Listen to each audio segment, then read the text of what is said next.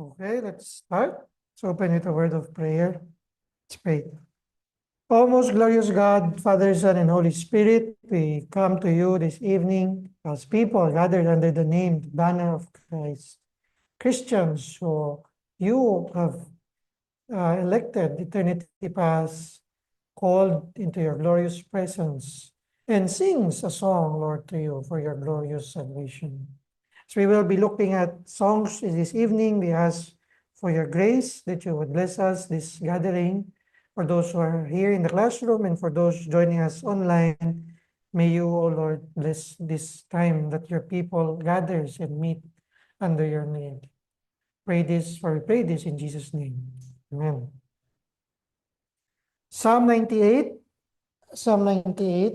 I hope you listen. Ay, hindi. Putol pala to, no? Itong sermon na to, putol yata siya sa recording ni Dr. Paipa. So, it's okay. We will probably, Lord willing, have a session on this one. Psalm 98, a psalm. O sing to Jehovah a new song, for he has done wonderful things. His right hand and his holy arm has gained victory for him. Jehovah has made himself known his salvation. He has revealed his righteousness in the sight of the nations. He has remembered his loving kindness, his covenant love essentially, and his faithfulness to the house of Israel. All the ends of the earth have seen the salvation of our God. Verse 4, shout joyfully to Jehovah, all the earth. Break forth and sing for joy and sing praises. Sing praises to Jehovah with the lyre and the sound of melody. With trumpets and the sound of horn, shout joyfully before the King, Jehovah. Let the sea roar and all it contains, the world and those who dwell in it. Let the rivers clap their hands and the mountains sing together for joy before Jehovah, for he is coming to judge the earth. And he will judge the world with righteousness and his peoples with equity. Now in verse 1, we see na merong word na sinasabi dyan, which is sing to Jehovah a new song. So it is usually debated as mentioned in our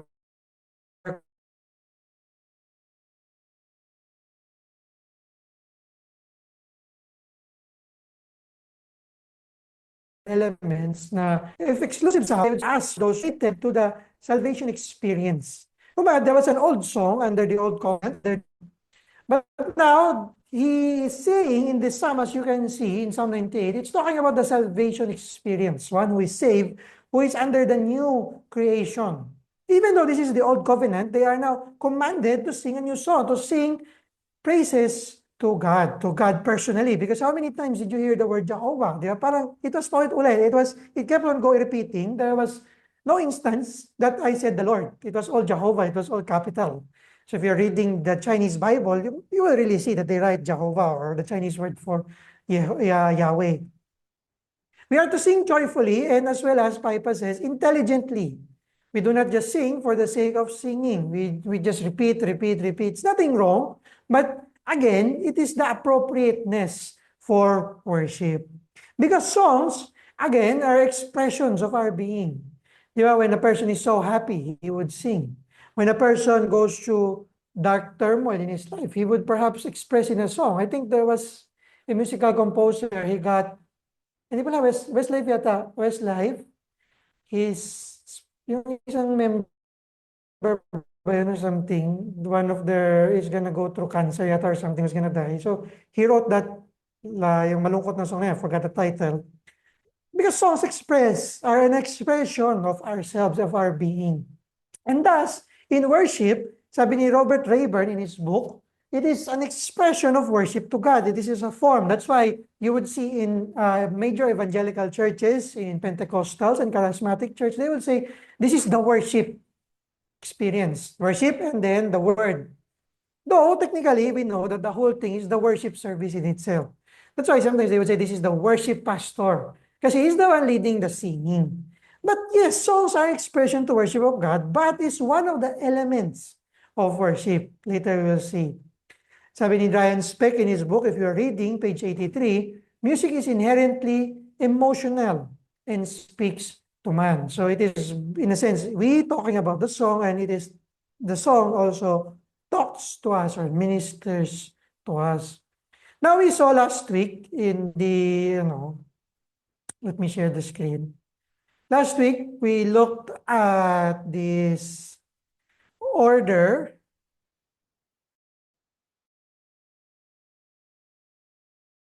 of worship. So far, we have God's revelation of His will, His assurance of pardon, scripture reading, then our congregational response, then God's word, His sermon, and then His benediction. Then last week, or last 2 weeks ago, that was the word. Then last week, we saw the first response that God ordained for man to use, which is prayer. We looked at common prayers that is similar, that is used, as I mentioned in the group chat, if you have read, I'll just briefly mention it right now.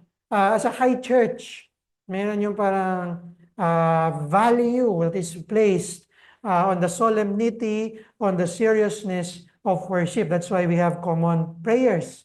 But because we are Protestants, we are Reformed, we value also in our worship the wordness of our prayer. So that's why we have common prayer as well as free prayer. I was listening to Terry Johnson earlier. I shared this with the leadership. I can share it to you also. There was a conference last year in Greenville Seminary. Their topic is on the pastor. It's called His Person. And one of the messages that I heard, because I was listening to it while I was doing some work in office, is yung pastor is, or what the pastor is doing. The pastor is the one that God has ordained to lead us on these things. On prayer, how do we pray? Word-centeredness, or how to use the word of God as a prayer. So if the pastor didn't go through seminary training, you would expect that his prayer perhaps is a little higher, pero it's not the standard that we want to reach through. So that's why we have common prayers, and as well as his free prayers. The prayers that we are expressing in our, here we placed it in the prayer of illumination, as well as in the application, and the pastoral prayer, or the prayer of thanksgiving supplication. So these are free prayers, as we've seen last week, but has to have guidelines, and has to be word-centered. That is where we differ majority from Roman Catholicism. And likewise, for music, that is where we also differ from them. We don't have chants. We will not see chants in our Reformed churches.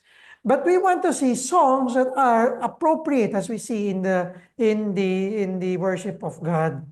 In B1, we see general songs. Songs are generally appropriate for worship. Diba? So why do we have some songs that we filter out? For example, why we don't sing Jesus Loves Me, This I Know? It's appropriate for Sunday school, yes. Bakit hindi siya appropriate for worship? It's a nice song naman. Because there has to be a distinction. Generally, these are gospel songs. This is a good hymn. But the song Jesus Loves Me, how does it fit? For example, the adoration of God. Is it a thanksgiving? Is it a supplication? Is it a confession? These are things. Even the catechism songs, we do not sing it. So I'm not sure if you are aware, yung meron sa online, yung who made you, sa catechism, but we do not sing it in worship. Hindi ko siya sinesend kay Jerby, na Jerby, kanta niya sa service. No. Kasi we are considering the appropriateness of the event. This is the worship of God. This is the covenant with God. Logically, in order for us to have a dialogue with Him properly, it has to be the right songs.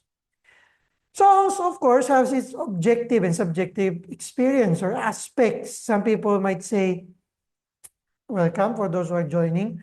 Some people would say, no, music is an art, which is true. If you go to UST and other universities, it is under the arts building. It is under the arts education. It's not BS in music, I think. Tama ba? Tama ko, di ba?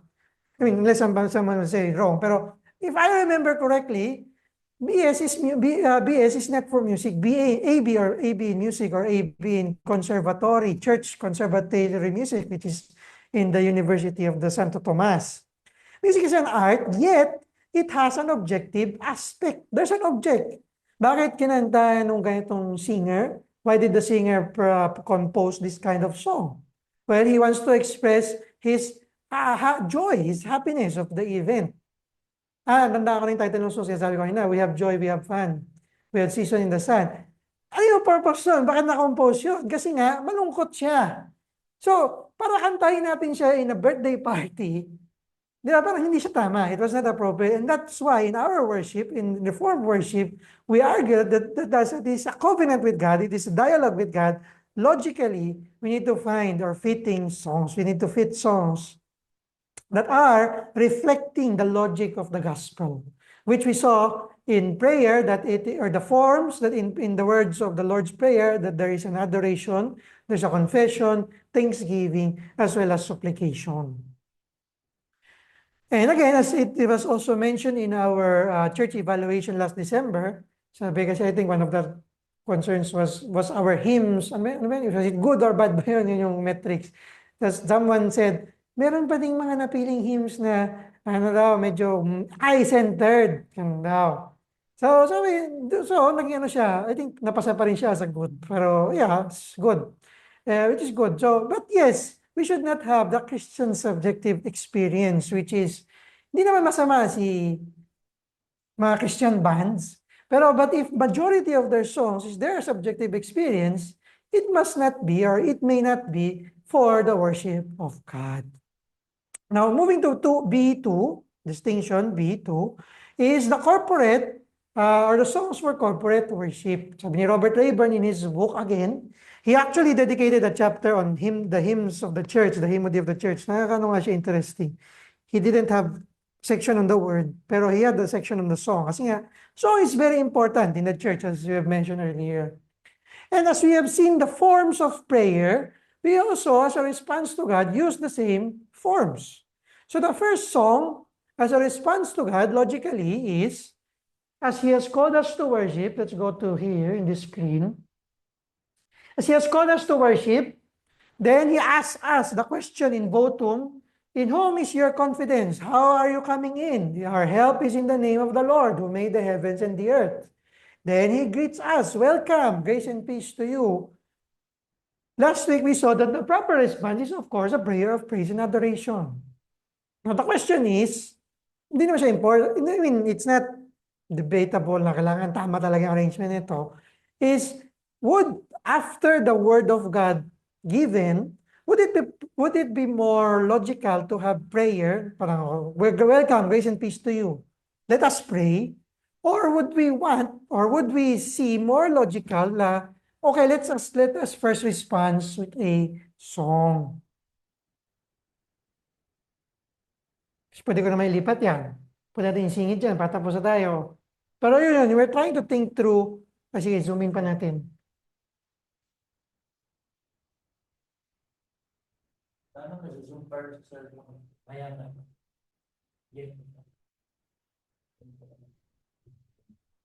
If you have your bulletins, how many of those began with a song? How many of those praise to God's call to worship?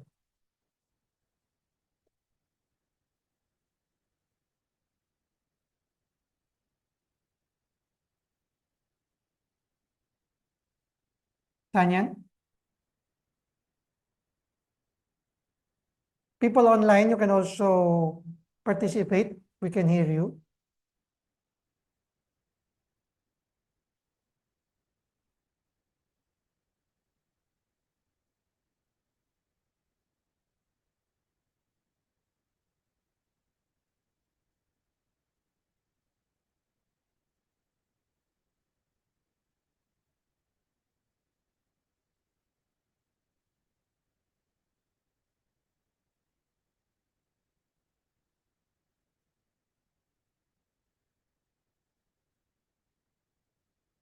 Meron ba nauna yung prayer? Sino yung nauna sa prayer? Sino yung nauna mag-songs?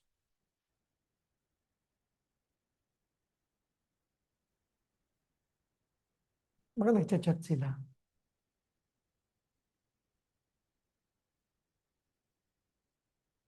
Wala. Chat. Ha? Sino na una? Him. Sa heaven.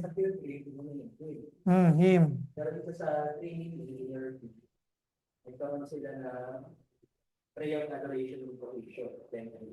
Oo. So, di ba? Meron pa rin church. So, kahit ano yung puntahan mong position, tama naman, hindi ka nagkakamali.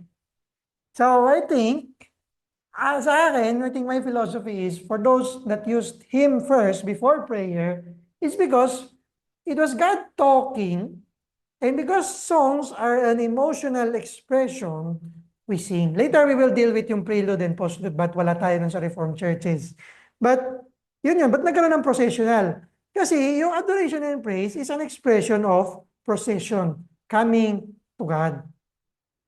In response to the call, there is a rejoicing and gladness. That's why we dealt with the controversial elements na bakit may mga elements lang or may circumstances that are the circumstantial instruments that are allowed. Why is piano allowed?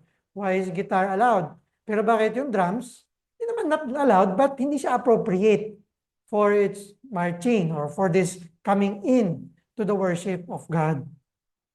Sabi ni Rayburn, because in the hymn of adoration and praise, the believer enters reverently and joyfully in that sense. Now, we put it here na lang.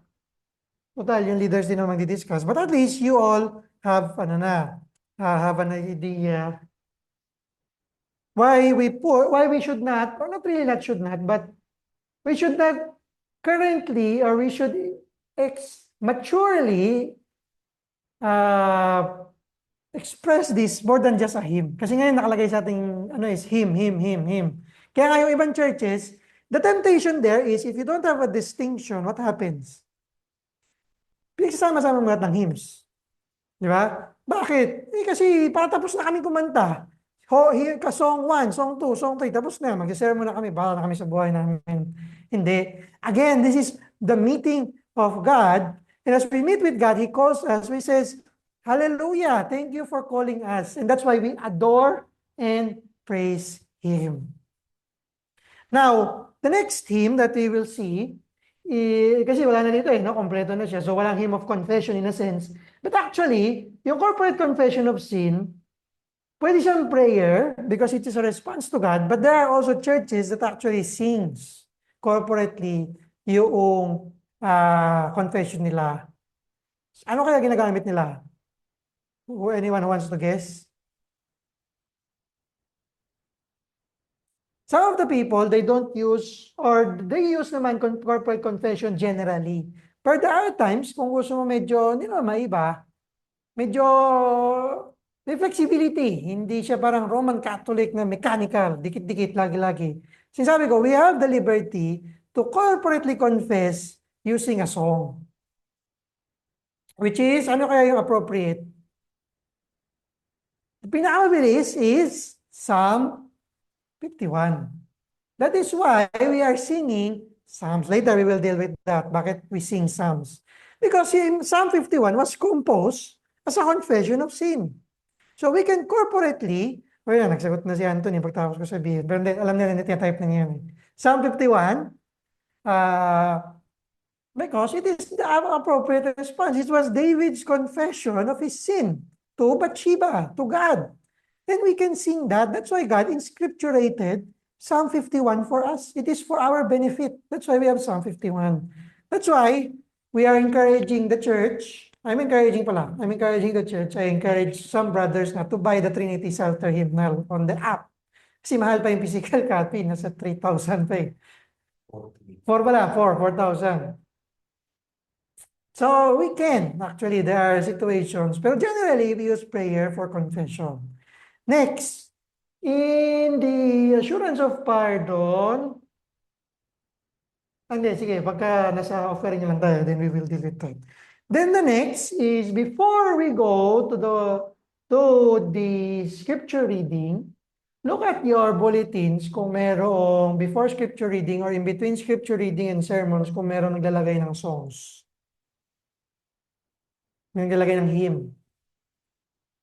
Sino yung naka-assign sa kainta? Sino naman yung naka-assign sa kainta? Doon po yung isang sagot. Leading answers namin.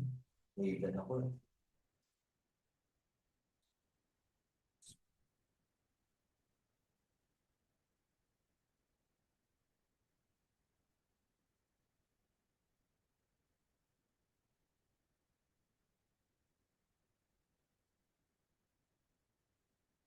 Si Joanne alam ko sa Woodruff. Wala kasing sa Kaintay.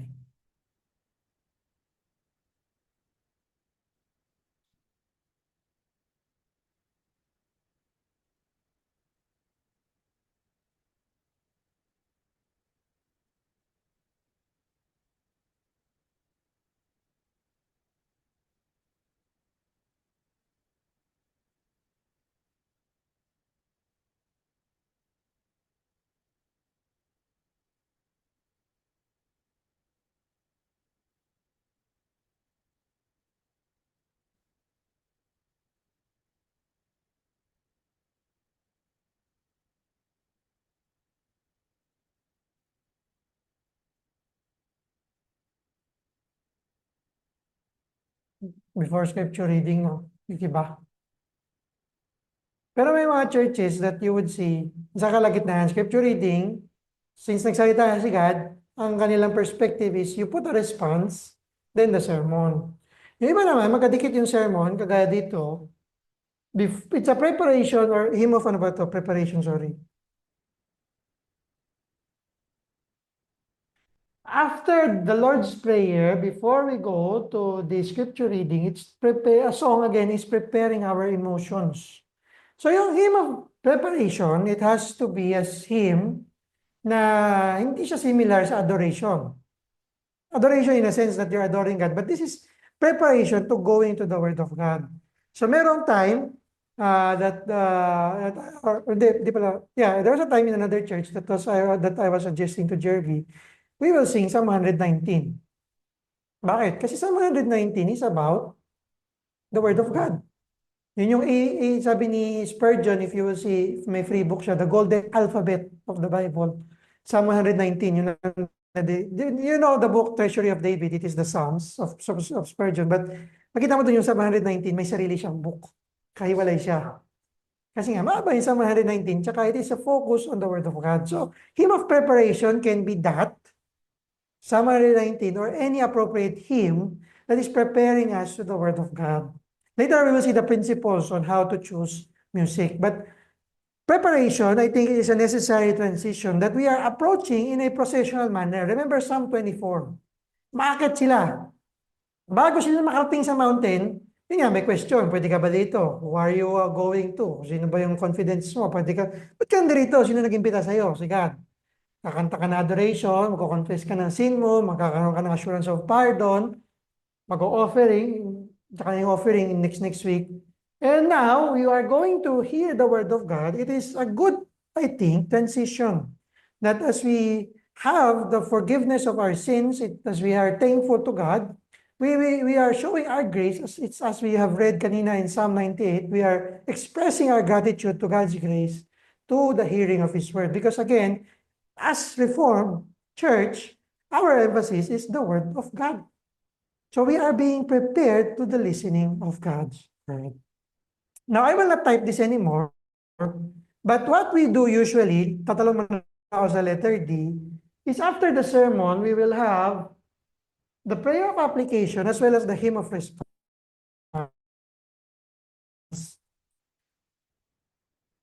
Before prayer. So ngayon, para lang free-flowing siya, meron siyang logic, hindi naman natin siyang mechanical na hindi, kailangan talaga song muna bago prayer. We see here that we pray after the sermon and then we respond. Thank you, Lord, sa pagsasalita mo. Ano yung kinakanta ng iba sa Roman Catholic Church? Papuri sa Diyos ba yun? Basta alam ko meron din siya parang hymn of response after na sermon. Oh, papuri sa Diyos. Di ba? Kasi nga nag-Roman Catholic school ako, alam ko yun. So, actually sila Roman Catholic school, non-sectarian pero may pare. Anyway, sa kaya po kami nun. Kasi nga, it is the right logic. So even though they're the Roman Church, makikita mo, they have some remaining truths in them. Hindi naman nasasabihin na, oh, mali na talaga kayo totally. No. We still get it. Another song that is used either as a hymn of response or as a doxology is the Gloria Patri. So in our hymnal, in the Trinity Psalter hymnal, you will see the Gloria Patri there because it is a proper response. Glory to God. This is God who has spoken. At ano pa po yung mga text to support this hymn of response? The angelic vision in Luke chapter 1, when they appeared. When they appeared to the shepherds, they said, glory to God. Kasi nagsalita. Pumunta kayo doon, there was a baby in a manger, and then they sing, Hosanna, glory to God in the highest, peace on earth towards man. What's hymn of response? Now, going back to letter C, if there is a communion, we don't say this is a hymn of response. Pwede naman, pero siyempre, you're trying to make use of your time properly. Hindi naman pwede nga, may hymn of response ka na, meron ka pang hymn for communion. Now, here's a question. Hindi ko pa nalagay dito. No? Next week, we will be dealing with baptism and communion, the Lord's Supper, the sacraments. We will not be doing sacramentology, but we will do the sacraments in worship. There is a question here. Sabi niya, sabi ko pala rather, would it be proper to be singing, which is what we are doing during communion, distribution of elements, which is making good use of the time, or would it be better to sing and as a preparation to the communion, because we prepared ourselves for the word, and then we observe silence when the elements are being distributed. We will discuss it more next week. But in communion, we call it the hymn of approach. We are approaching the table of the King. And again, si Robert Rayburn kasi, meron siya isang ditong discussion. May mga songs siya na actually na example. Sabi niya, Fanny Crosby, To God be the glory, which he composed, is a good hymn. Pero, halimbawa, sabi niya, tell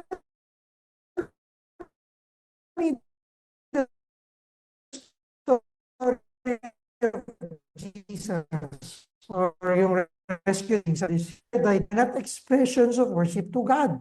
Rescue the perishing. So yung concern mo, more of evangelistic, which is not communion hymn, which is not the hymn of approach, which is not the hymn of response, or whatever hymn. Of course, pwede naman siguro sa evangelistic seal, but there are reasons. That's why it's good to have a hymnal. Bakit? Doon na lahat na sagot mo, hindi ka na magkakamali.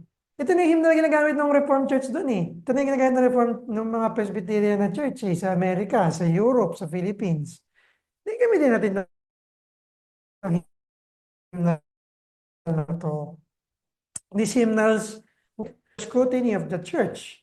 Ako po naniniwala na ang Bible translations, and including hymns, including songs, and common prayers that we have discussed last week, should be the work of the church. Hindi siya dapat outsourced. May na lang dyan, translation committee nakakawa. Bakit? Kasi nga nangyayari ngayon sa translation committee, magsa-sideway lang is Greek-wise or Hebrew-wise, pwede nga naman yung word. Halimbawa, yung as you go and make disciples, yung Matthew 28. Sa Greek, pwede naman talaga siya, as you go. Ngunit, theologically speaking, ano ibig sabihin ni Jesus noon? Nagsasuggest na ba si Jesus na pag pumupunta ka, maggawa ng disciples, or mas appropriate yung translation na go and make disciples. Kaya po bakit dapat yung church yung nagtatranslate? Kasi alam ng church na command po yun ng Jesus. Hindi siya sumusunod lamang sa grammatical structure ng Greek. And same for songs. Kaya ngayon maraming problem sa mga modern songs kasi hindi church yung gumagawa. Outsource. Magaling yung musician ko eh. Kalbo yan eh. Vocalista yan. Ganon. Hindi. Outsourced yan. Dapat it has to be inside the church. So, hymn of approach is the transition from the word of God to approaching the table of the King. Next week, we will see what is the relationship of the sacraments to the word of God. And this is now the Lord who has spoken, the Lord now that you will see. Sabi mo, nandiyan si Jesus sa worship service? Oo, yung bread and wine. So next week we will deal with that. So Sorry po, mag-wait pa po tayo ng next week.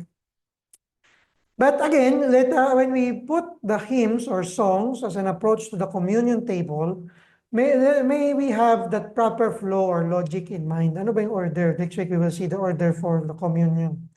And again, it is also going to the table of the king.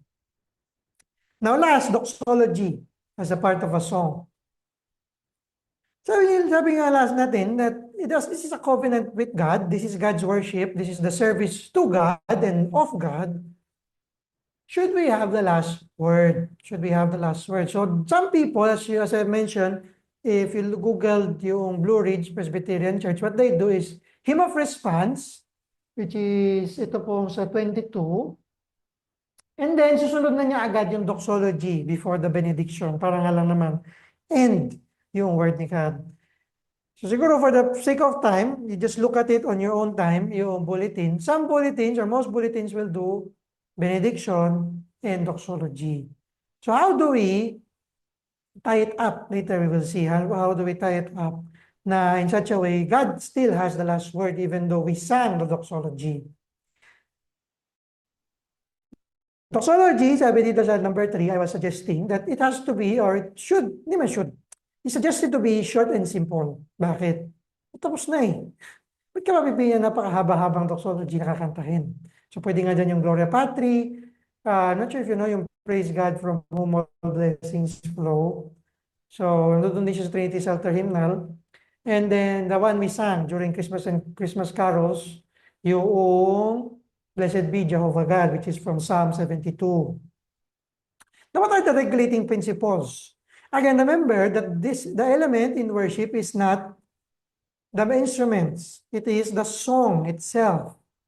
The singing, kahit po paos, kahit sintonado, it's still a circumstance. But the element is the song. Meron nga po experience yung isang teacher ko, nasabihan daw siya na, ayaw mo pangit ang boses mo, ba't ang lakas-lakas ang boses mo kumanta? Sinagot niya, sabi niya, ayaw mo marinig boses ko, lakasan mo kumanta, tinan mo, hindi mo na ako maririnig, try mo. Kasi nga, we are encouraging in the Reformed Church congregational singing. Na, we are not saying na, oh, pangit boses ko, hindi nakakanta. Hindi ka nakapag-participate in the worship of God.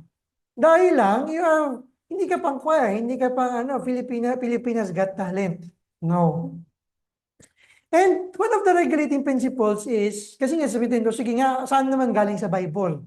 Sinabi mo, kailangan sa kanta. That's why I am advocating, or the Reformed Church, contrary to the Roman Catholics don't strictly do it, but I think, unless I'm wrong, is you have to sing the Psalms. So that's why I'm slowly introducing the Psalms to us, isa-isa, dahan-dahan, kasi po, importante siya. Why? Remember po, sabi nung mga exclusive sa ano daw po ang Psalms? Bakit daw dance lang kanta? Spiritual songs, walang gospel songs? Kasi daw po ang Psalms is God's songbook. That's why it's the book of Psalms. So song is for songs and prayers. But for us, or for me at least, hindi ko lang, baka mayroon dyan sa inyo na convinced to be exclusive Psalms lang.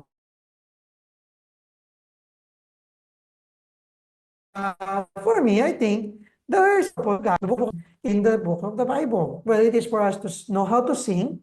It is for us to know how to pray. But more importantly, for us to have a model on how to speak to God. Remember earlier, Psalm 51, that's how God wants us to confess our sins. So para ma-avoid, sabi natin yung monotony, hindi paulit-ulit na Psalm 51 lang yung confession natin, we have collects. We have common prayers of what forms of confessions expressing Psalm 51. Because common prayers, catechisms, creeds, these are like expositions na naman. Like if you're listening to a sermon, creeds, confessions, and the common prayers are just expositions. Ganito pala mag-pray. Ganito pala nagmamakaawa ka sa Diyos. Have mercy on me, O God, because of your steadfast love. That's what God wants us to pray. We are calling on His covenant faithfulness, even though we are unfaithful. We're saying, Lord, di ba nag-promise ka kay Abraham that if you fail your promises, if you fail your covenant, the death of the animal will be you. And likewise, why we need God's mercy, because what happened to the animal will happen to us. We will be perished in the sight of God. So the purpose of the book is we're praising God, and it functions to show the relationship of God and His people.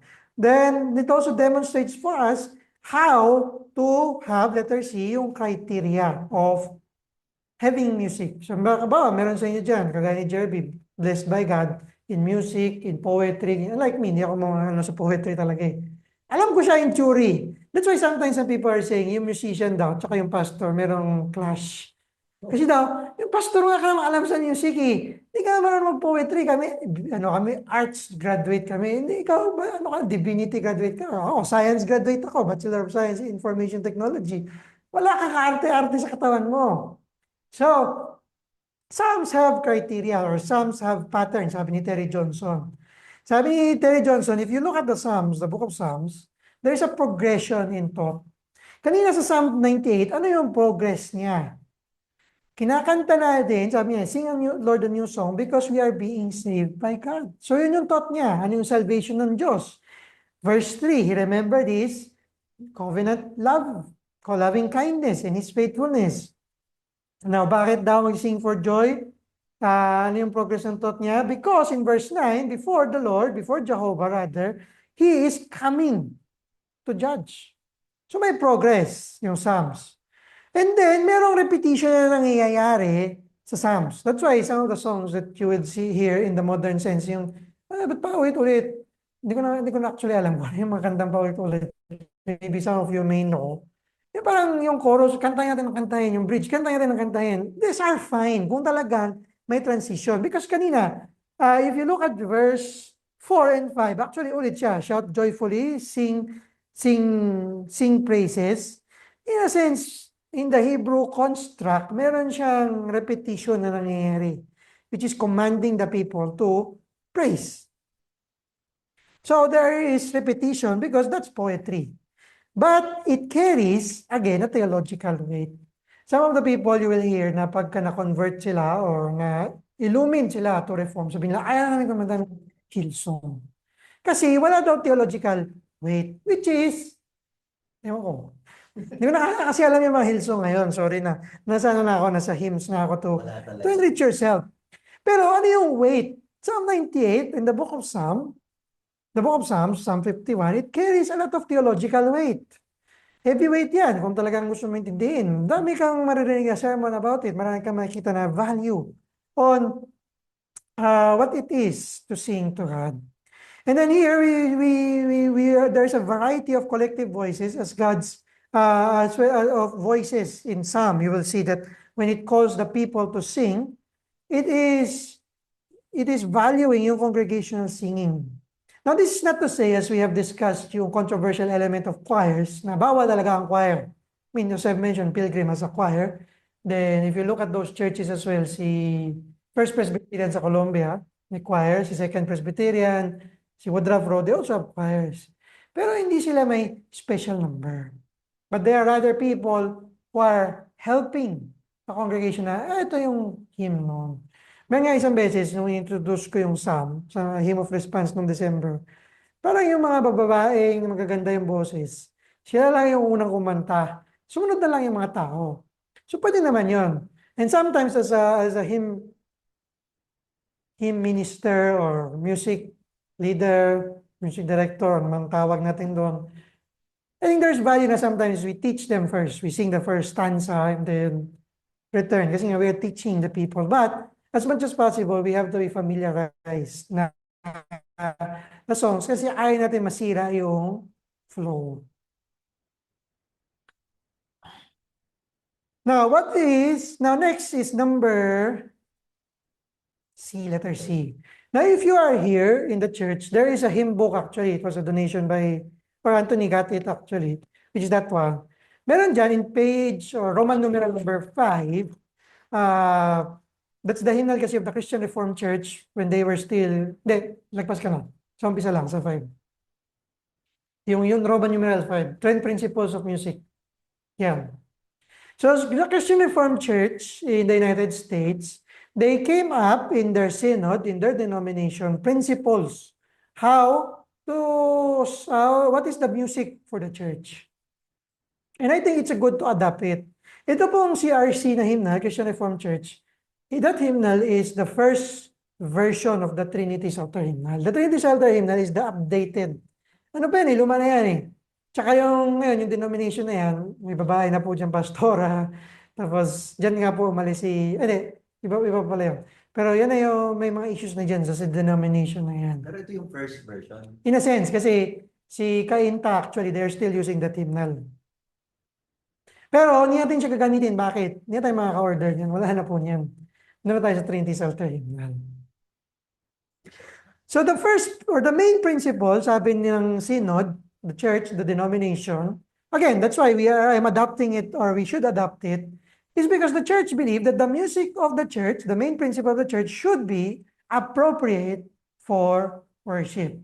Kita mo dun sa heading, the main principle is the church music should be appropriate for music. Ano big sabihin nun? It should be liturgical. It should be service to God. So even though we are responding to God, we are thankful to God, we are asking for supply, it has to be service. It has to be God. We are responding to Him. It's not something personal. Personal, siyempre, kantahin mo sa bahay mo, personal mo, private. Pero siguro sa private worship, baka hindi rin maganda kasi nga, you're trying to practice yourself. And as worship in the New Testament is in spirit and in truth, sabi niya, the first principle also is in spirit, in form, and in content must have the expression of Scripture. Scripturally religious thought and feeling. So if you come this Lord's Day, take a look at that hymnal dun sa Roman numeral number 5 po. Andun po yung printed nito. And if you have the handout, I also send it to you. I've sent it to you. If you don't have, please let me know. Second principle, principle nitong main principle, second sub-principle is the music of the church should be beautiful. Yung last week nadala ko, which is hindi ko nadala ngayon, yung maliit na psalm book, di ba? Ano ba din nila yung last week? Doon din nila ngayon. Weird. Yun, may mga tunes sometimes doon na mahirap kantahin. That's why there was updated yung Trinity Psalter hymnal.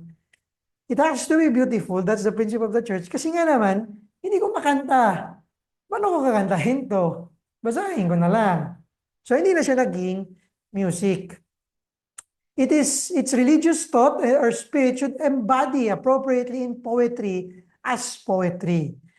In music as music, and in blending these things to a song. It should, ito na po, importante, hindi na po namin sabihin na, kailangan reform worship, yung songs mo, kailangan laging solemn, kailangan malungkot. No, we have hymns that are joyful in our response, in the calling to God.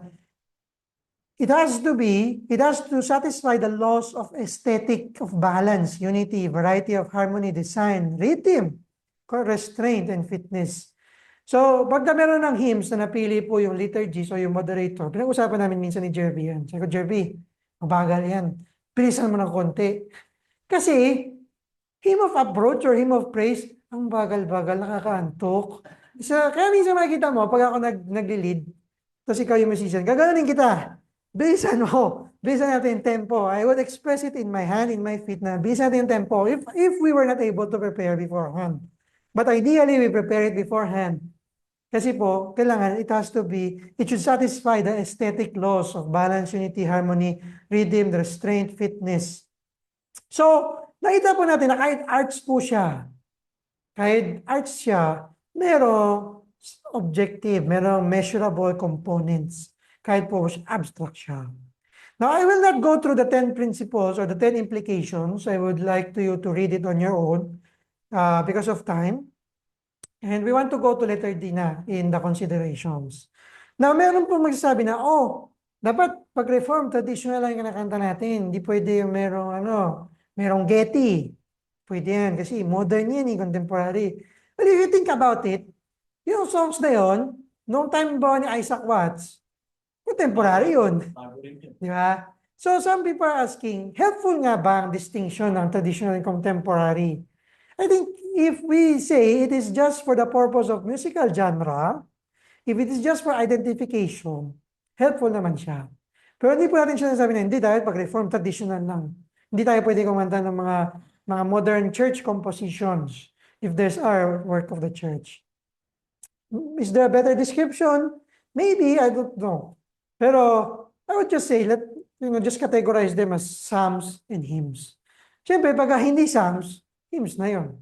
So how do we know it's a psalm? Siyempre, nasa Psalm 101 to 150 lang po. Now, we will deal with silence today. Last week we said mayroong prayer of silence. Pero ngayon, I think it's as a song is a response audibly to the word of God. How is silence working, or how should it work in the worship of God?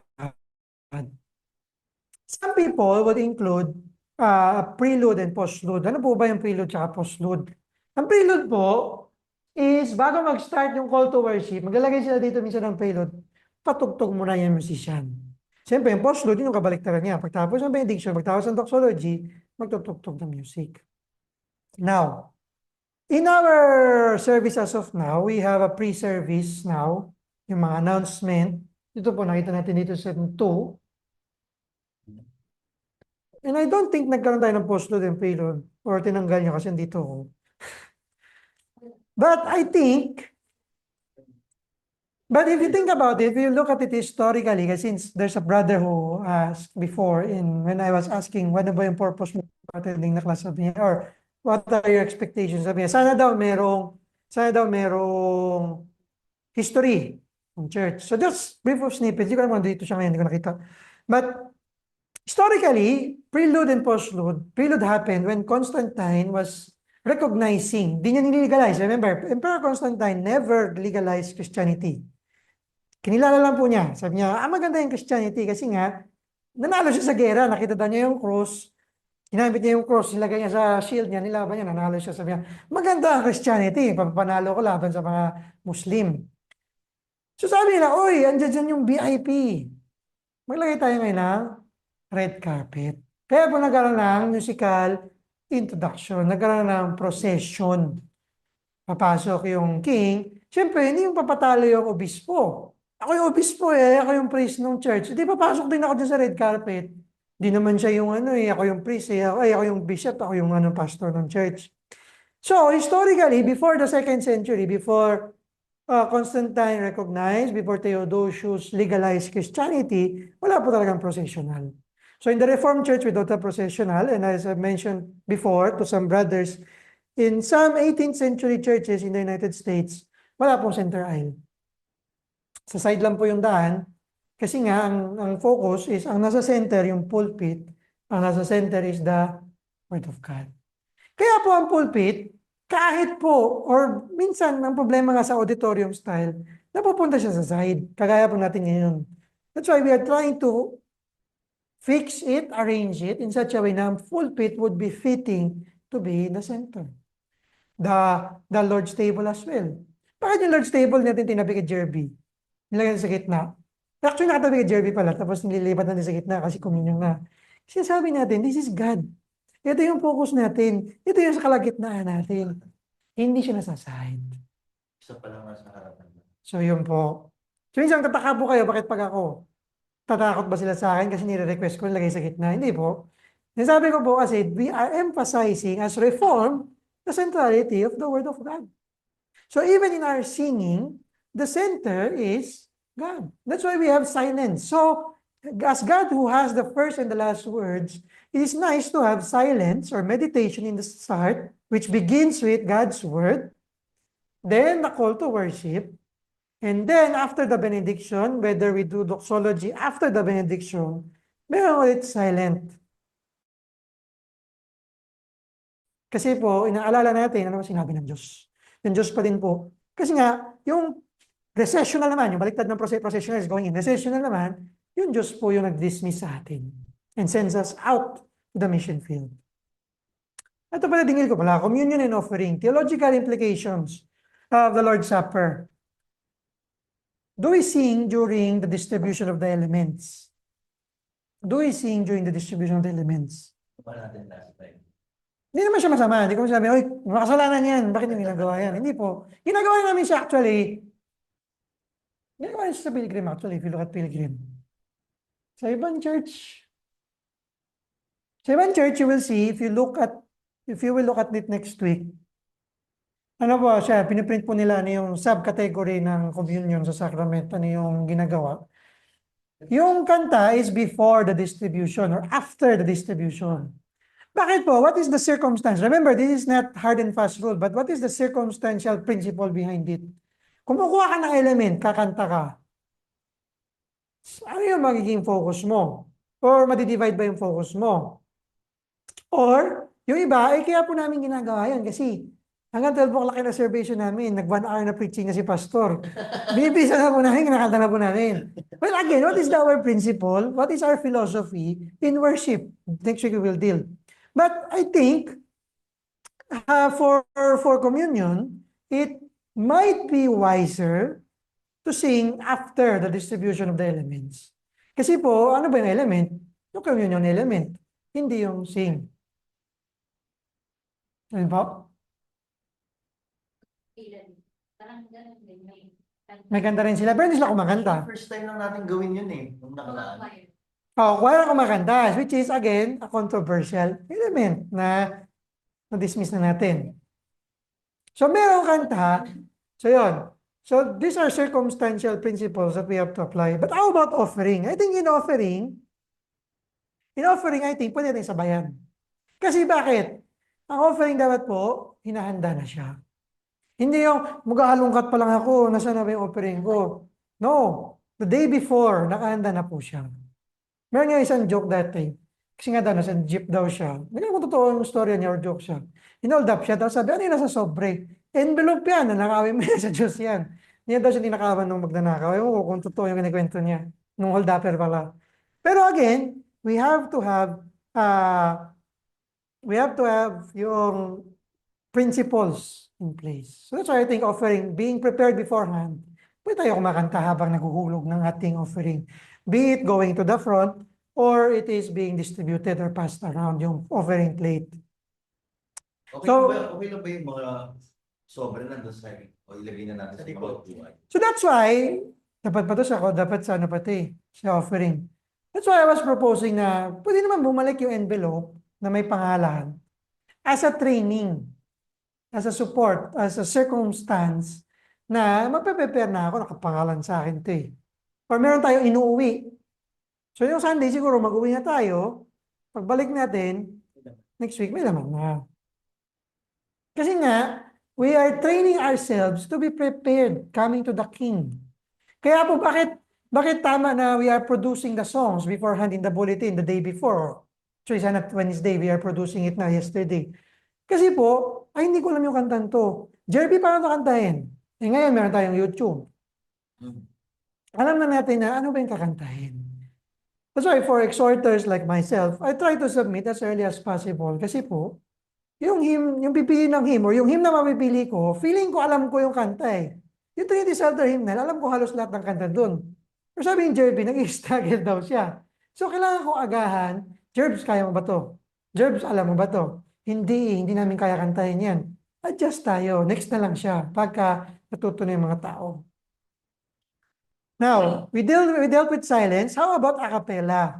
Paano po pa nagkasakit si Brother Jerby? Wala na po tayong music. Wala nang worship. Hindi po. A cappella is also, because again, music is a circumstance. The element is the song, the singing of worship, the singing in the worship. A cappella is nice. Ano po ba ang effect nito in arts? Kumakanta ka, may tunog. Or bigla mong hihinaan yung piniplay mo. Kasi dinadraw mo yung attention.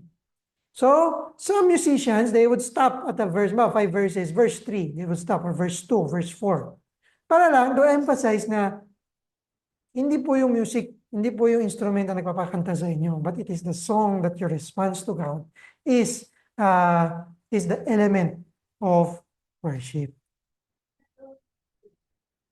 Oo, pag-lead na. Pero yung acapella minsan lang natin. Tapos po, sabi ko nga po, in the controversial elements, paano po pag merong tayong visitor? Lord willing, meron kami actually doon sa isang church ko dati na na-help. Alam niya na hindi kami a cappella singing, pero kami daw yung pinakamalapit, pinuntahan niya. Pagtsagaan niya. So sabi niya, hindi ako makakanta bro. Presbyterian siya, actually, they are from the BPC, Bible Presbyterian Church in Singapore. Ano sila? King James only church, a cappella, and Psalms only. Sabi niya, no, hindi ako makakanta eh. Pasensya na. Kasi ayaw ko ng instrument eh. Kasi nga yun yung stand nila sa church nila. Psalms naman, merong Psalms. Yung Psalms talaga nakita ko kumanta siya. Pero nung hymns, di talaga siya kumanta. Kasi nga, lapag sa conscience niya. Ayaw naman siyang pilitin. So if we have those visitors and we have a cappella in Psalms, in some portion of the Psalms, at least matutulungan natin sila kumanta. I think. But again, this is not to accommodate them. This is for us, our principle and philosophy should be, ano ba yung element? Ano ba yung priority of worship? Which is song. So saan ang application? Paano po yung mga bata? Kakanta sila, hindi naman nila nababasa, hindi pa sila marunong basa. Sa barangay nga, hindi ko alam bakit last week may reading program pang 9 years old eh. Samantala sa amin, sa homeschool, 5 years old, kailangan nagbabasa na eh. Anyway, we have to be prayerful when we sing. That's why I began with prayer before singing. Because prayer is our response to God as well as singing. But prayer, God has taught us how to pray.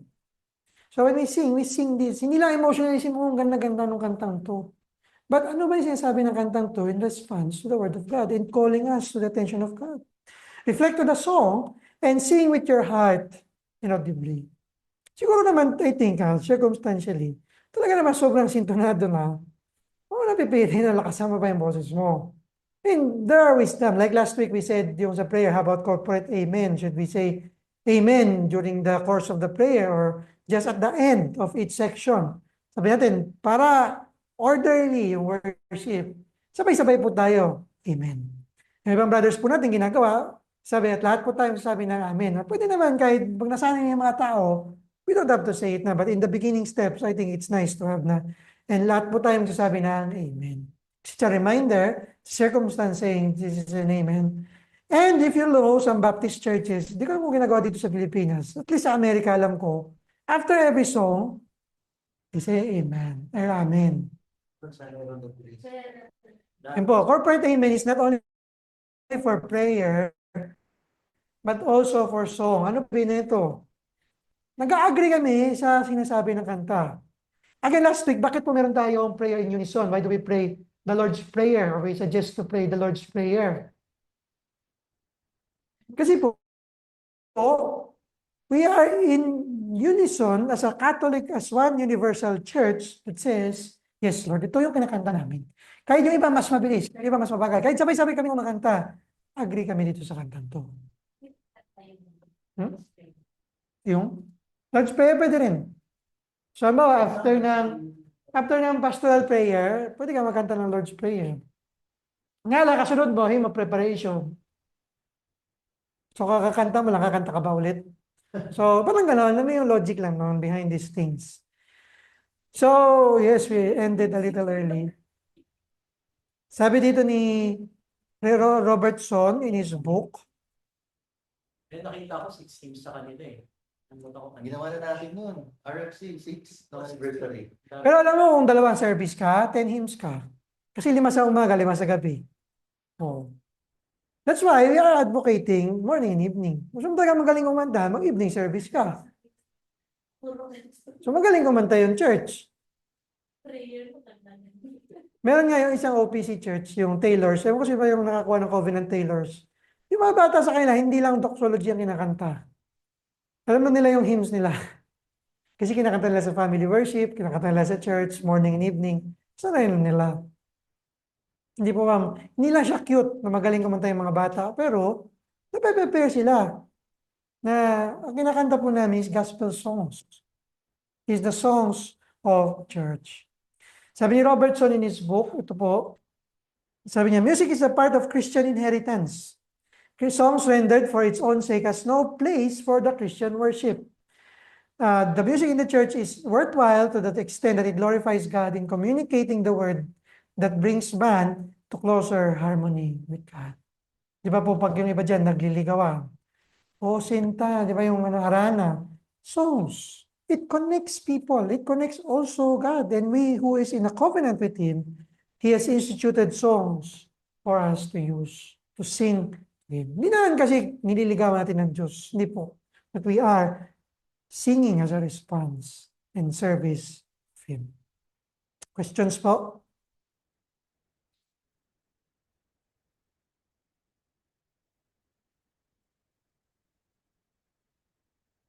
So yun po yung main nakaiba natin sa Catholic. We sing psalms. We don't do chants.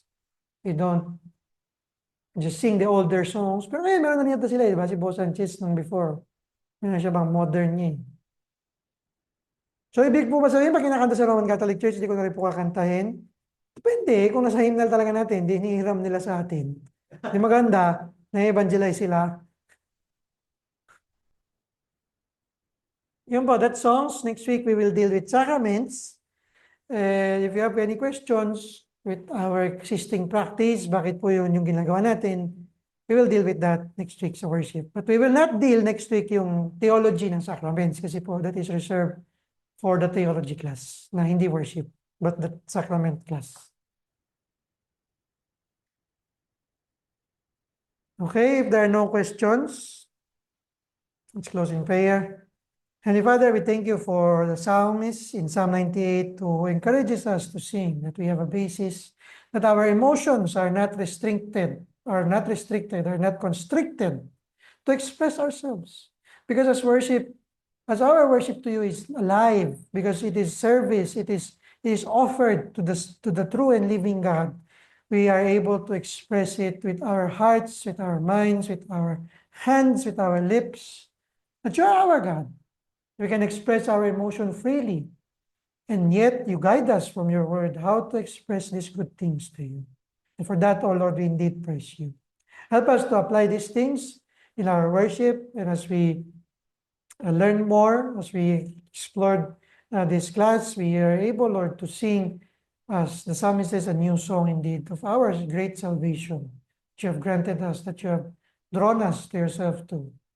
Through this, we can indeed sing with full confidence that you are hearing our songs. In Jesus' name we pray. Amen. Amen.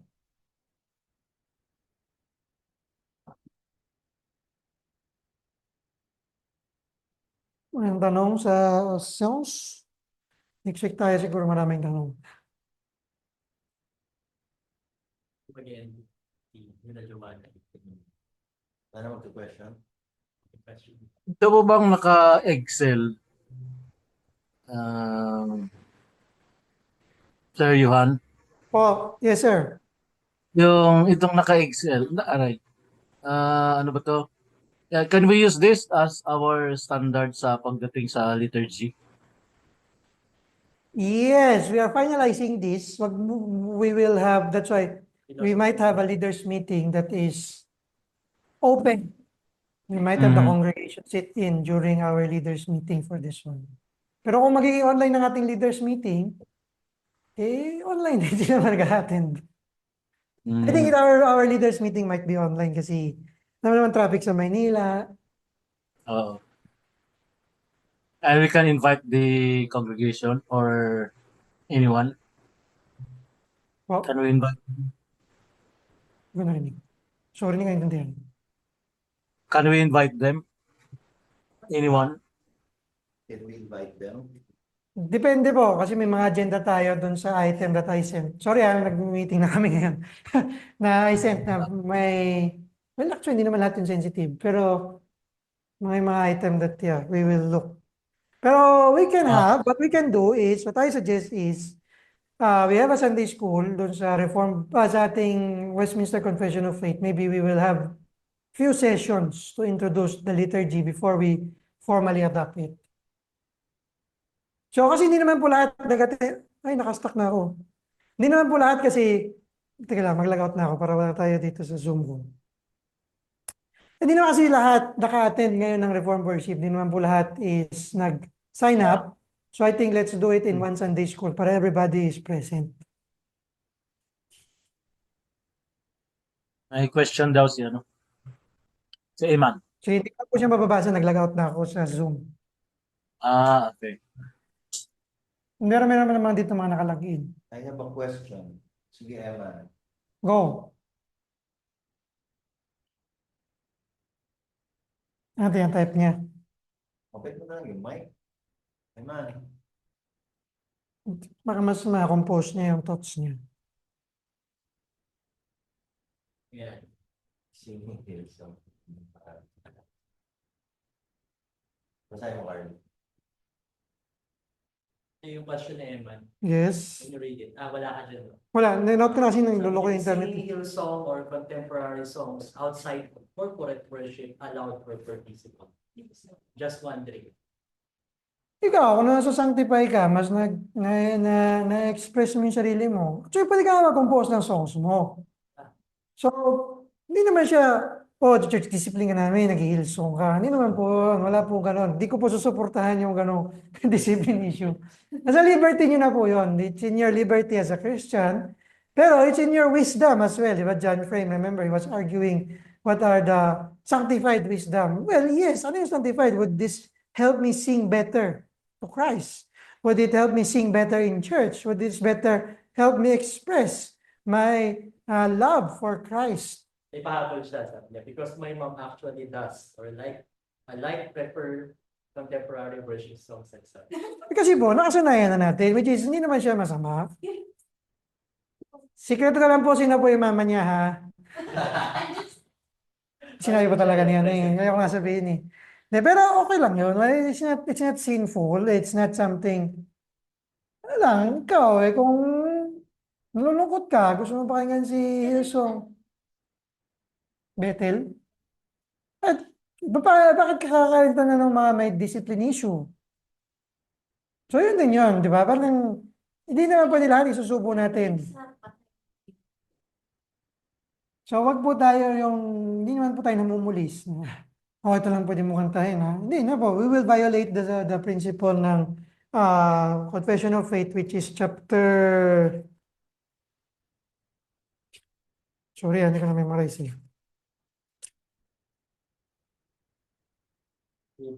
The liberty of conscience, which is chapter 20. Yeah, before 21, before the religious...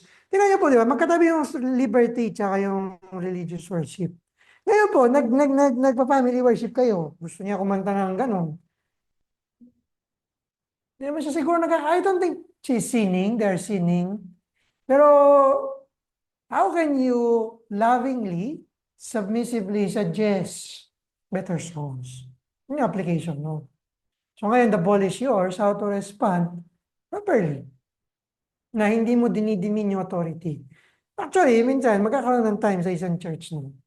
Yung member, kakaroon siya ng PhD. Kunwari ako, di na ako sinipag mag-aral ng PhD sa theology. Pero dyan, masinipag, may opportunity siya, nag-PhD siya sa Reform. Sa University of Edinburgh, in Scotland, one of the best, I would say, Reformed PhD seminaries. That's where I want to study actually. PhD ako eh, mas alam ko na ngayon. Ngayon, paano natin magsasubmit? So songs likewise is a practice of submission. An application, how do we submit properly? How do we discern ourselves in that manner?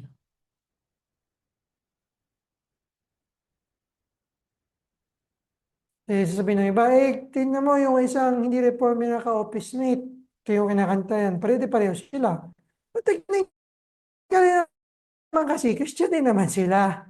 Hindi naman dahil reform tayo, yan, lesser being na yan. Kami yung mga purong Kristiyano. No, we pray for them, we help them, we explain things to them, and Lord willing. So na lahat ng churches reform, pero ako kasi pessimistic ako eh. And hopefully, yes, I pray, I hope that the churches would be stronger, would be healthier. Sincerely naman, I hope that they are. Pero I swear after COVID, hindi ko masabi. Other questions?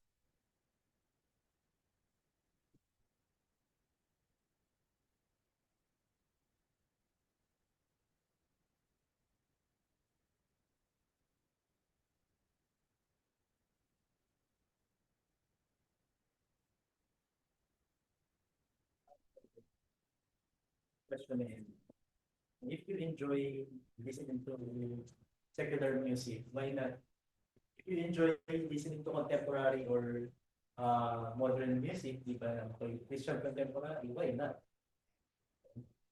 So, yun nila, bawa si may kumanta ng Hotel California. Ano ang banda yan, yung sa Hotel California? Yung, Hotel California ba yun?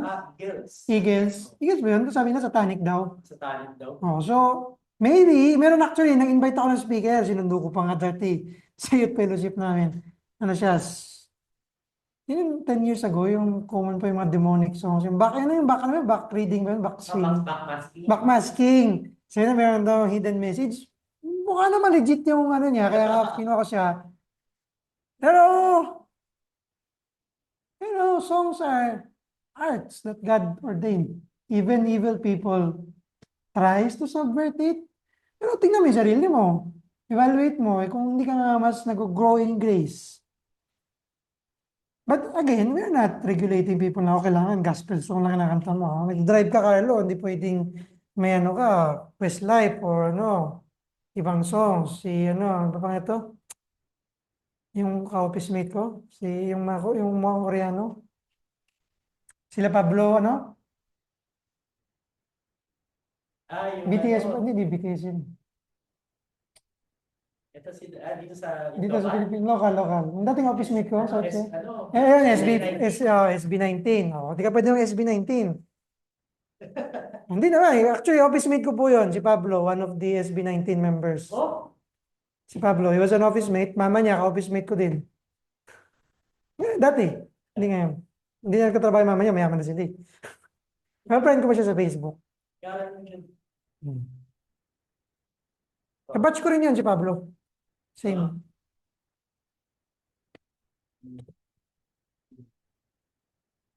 So music is for enjoyment.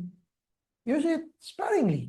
Kagaya po ng panonood ng TV, kaya po, hindi na ito topic ng singing ha. Kaya po ba, kagaya panonood ng TV, yung mga fundamentalists ng 20th century sabi, huwag ka na manonood ng movie. Mga sinisini yan, bawal sumayaw sa harap. Napaka-demonic. At meron din actually mga fundamentalist Bible schools, seminaries dito sa Pilipinas, na ganun yung principle. Na, o, tingnan mo, medyo sumasayaw-sayaw na yung pagkanta niya, o kumikimbo. Siyempre, di mo na maiwasan, di ba, na-enjoy mo yung song. Mapapagalaw ka, o say, dancing yan. Di, nare-regular, inana mo na, binabind mo na yung conscience ng tao. Ikaw na ngayon yung may problema. Wala na pong tanong? How can we identify then which one is appropriate or not? Ritual? How can we Digital. identify? No? Puputol yung internet na eh. Type ko na lang. Type, sige po, type.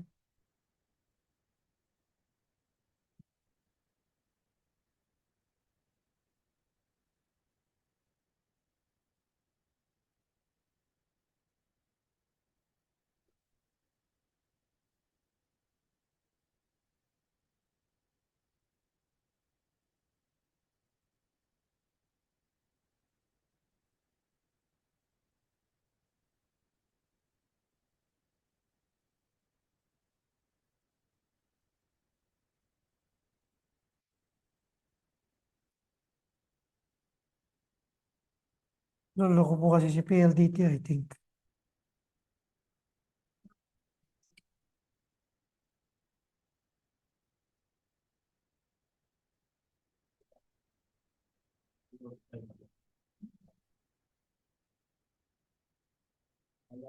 Pero during Lord's Day, pwede nating i-play yung ano. Kunyari walang pianista. MP3. Pwede i-play yung Yung -1. sa 3. So, ginagawa ko siya minsan. Kaya ko yung bago ng worship leader, ako lahat. Nagkasakit yung pastor, ako na. MP3. -1. Or dahil meron tayo ng Trinity Psalter Hymn na app, pwede mo rin gamitin yun. Nga lang pagka-play mo nun, kailangan kantahan mo agad. Kasi Wala siya nung ano, tawag mo doon? intro. Intro, wala siyang intro. Kanta agad ba? Basta gulat yan, nabigyan ko. Sa Herald, di ba laging ano yun, laging recorded lang sila. Wala silang pianista dun. Wala. O kaya dun. Ginagawa nila yung intro nila is Ay, yung verse. Kanta na tayo, tapos yung pala intro pala. Intro pa. Ginawa sa Herald of Grace, piniplay nila. Kaso, ginawa nilang intro. Isang buong ano talaga. Para alam mo muna yung kanta. Sa buong kanta. Buong kanta, wala. Oo. So yan, we are trying to avoid yung mga ganong misconception. Hindi nyo, dapat hindi nyo alam eh. So meron tayong, maintindihan mo talaga dapat yung ginagawa. Kung kahit first time, makakasunod ka. Kahit walang kumakanta sa harap. Kasi nga po, sabi natin that the worship leader is the Lord Jesus Christ. Bawas ka agad yung lyrics pag ano. Lyrics, tapos since meron tayong technology, post the -1. Tapos kung makikita tatandaan nyo sa lessons and carols, pinost ko yung tune. Same question. Kasi para maging familiar ka sa tune. Sige, brother, ano yung question? How can anyone identify which one is allowed and permissible to those who are focused about songs that is acceptable standards? Pag sa worship, as I mentioned earlier, that's why we have hymnals. We adopt hymnals na church po yung gumawa. So the Trinity Psalter hymnal was by the Orthodox Presbyterian Church and the United Reformed Church of North America. So siguro naman po, sa laki-laki ng denomination nila, sa sobrang conservative po nila, OPC, for you, some of you know, si Machen, J. Grayson Machen po nag-found nun, which is a very conservative guy. Nag-found din po siya ng Westminster Seminary. Their denomination has a lot of pastors with PhD, with experience in music that studied these songs na nilagay nila sa hymnal. I think we can trust it. Ngayon po, sabihin nyo, ay, may isang magandang hymn, nilagay ni John MacArthur dun sa Hymns of Grace. Yung Church ni John MacArthur, sorry, di ba Church ni John MacArthur? Grace Community.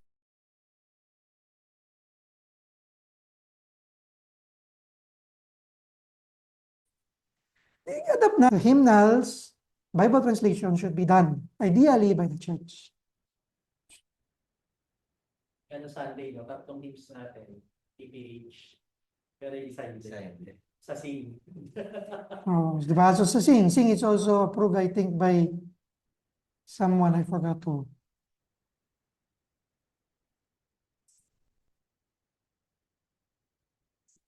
Tapos sa personal life natin, yun na po, liberty na po. Hindi na po kayo isa-isayin ni Brother Tony na, ano kinakanta mo this week?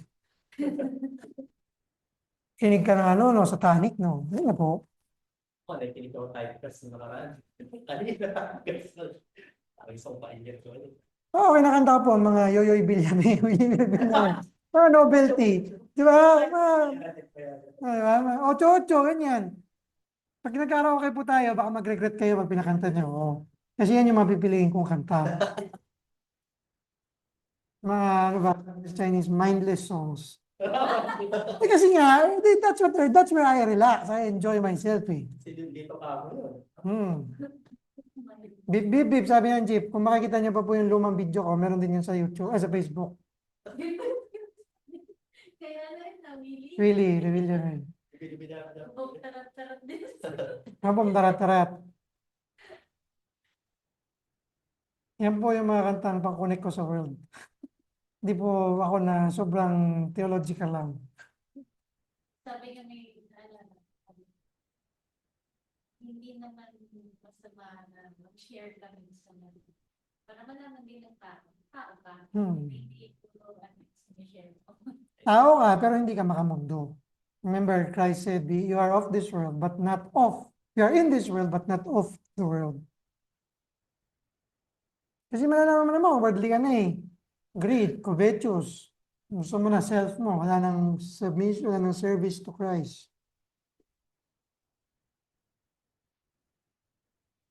Kaya I think let's end there. It's almost 10 o'clock. For those who wants to go, we can go.